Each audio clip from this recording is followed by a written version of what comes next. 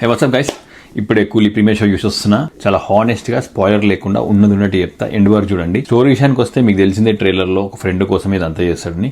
So friend కోసం వెళ్ళినప్పుడు ఆ హీరోలు ఈ హీరోలు ఎందుకు వచ్చారు, అసలు ఏమవుతుందని మీరు సినిమాకి వెళ్ళి తెలుసుకోండి. పాజిటివ్ మాట్లాడుకుందాం. పాజిటివ్ లో ఫస్ట్ పర్ఫార్మెన్సెస్, బాబా ఒక్కొక్క హీరో ఒక్కొక్క పర్ఫార్మెన్స్ ఇచ్చిండు. నా భూతో నా భవిష్యత్. ఇందులో ఫస్ట్ మాట్లాడుకుంది శోభిన్ పర్ఫార్మెన్స్ ఉంటుంది. ఇచ్చిపాడు అంటే ఇచ్చిపాడు ఉంటుంది. నెక్స్ట్ నాగమామ ఏంది నాయన, 64 years కి ఆ బాడీ ఏంది, ఆ లుక్స్ ఏంది, యాక్టింగ్ మాత్రం చింపి పడేసిండు. నెక్స్ట్ ఉపేంద్ర గారు కొంచెం సేపు ఉంటారు కానీ ఆయన లుక్, ఆయన స్టైల్ మాత్రం నెక్స్ట్ లెవెల్. అమీర్ ఖాన్ అరే కామెడీని చూపించారు అయ్యా, టూ మచ్ అయ్యా. నాకు అమీర్ ఖాన్ విషయంలో నాకు అస్సలు నచ్చలేదు. మీకు చూసే తెలుస్తుంది. శృతి హాసన్ చూస్తే నాకు రకుల్ ప్రీత్ సింగ్ గుర్తొచ్చింది సరైనోడ్లో.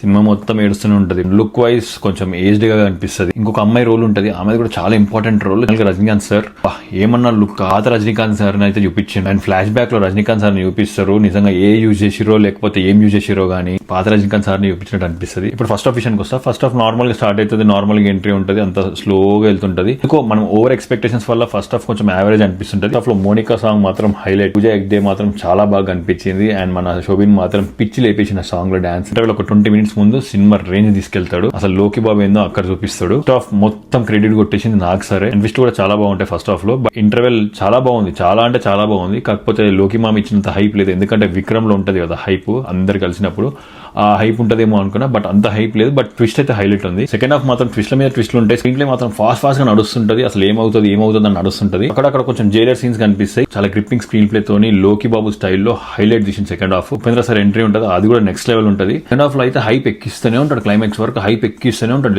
వెళ్తూనే ఉంటది. క్లైమాక్స్ కూడా అట్లనే సాటిస్ఫై చేసిండు. లాస్ట్ 10 minutes మాత్రం కొంచెం డౌన్ అయింది అని అనిపించింది. ఇప్పుడు నెగిటివ్ మాట్లాడుకుందాం. నెగిటివ్ విషయానికి వస్తే ఫస్ట్ హాఫ్ కొంచెం యావరేజ్ అనిపించింది. కొన్ని సీన్స్ అయితే లాజిక్ ఉండవు, మీకు చూసి అర్థమవుతుంది. మేబీ ఓవర్ ఎక్స్పెక్టేషన్స్ వల్ల అట్లా అనిపించిందేమో. బీజిఎం అస్సలు కొట్టలేదు బక్కోడు. ఉపేంద్ర ఎంట్రీ అప్పుడు ఒక బీజిఎం కొడతాడు, హైలైట్ ఉంటుంది. అండ్ క్లైమాక్స్ లో ఒక బీజిఎం కొడతాడు. మిగతా అంతా నార్మల్. నాగమామకైతే అస్సలు బీజిఎం కొట్టలేదు. ఆ లుక్ కి, ఆ స్టైల్ కి బీజిఎం పడి ఉంటే ఇంకా హైలైట్ ఉండేది. ఇన్ని ఎలివేషన్స్ ఉన్న సినిమాకి బీజిఎం కరెక్ట్ పడి ఉంటే హైలైట్ ఉంటుండే. అండ్ క్లైమాక్స్ ఎండింగ్ అసలు నచ్చలేదు నాకు, ఎందుకో కొంచెం తక్కువ అనిపించింది. అండ్ ఓవరాల్ గా చెప్పాలంటే నాకు చాలా మంచిగా అనిపించింది. ఫస్ట్ హాఫ్ యావరేజ్ ఉన్న, సెకండ్ హాఫ్ మాత్రం చాలా మంచిగా అనిపించింది. ఓవరాల్ గా అయితే చాలా నచ్చింది. లోకి స్టైల్ అయితే క్లియర్ గా అనిపించింది. రజనీకాంత్ సార్ అయితే సూపర్ చూపించిండు. రజనీకాంత్ సార్ నే కాదు, ప్రతి ఒక్క హీరోని సూపర్ చూపించిండు. హ్యాపీగా ఫ్యామిలీతో వెళ్ళండి, ఎక్కడ ఆడ్ సీన్స్ అయితే లేవు. వార్ 2 కూలీ అంటే పక్క కూలీ అంట. వార్ 2 వద్దులే, మంచి మూవీ, చాలా నచ్చింది. మీకు ఎలా అనిపించిందో కమెంట్ లో మెన్షన్ చేయండి. చలో దెన్ బాయ్.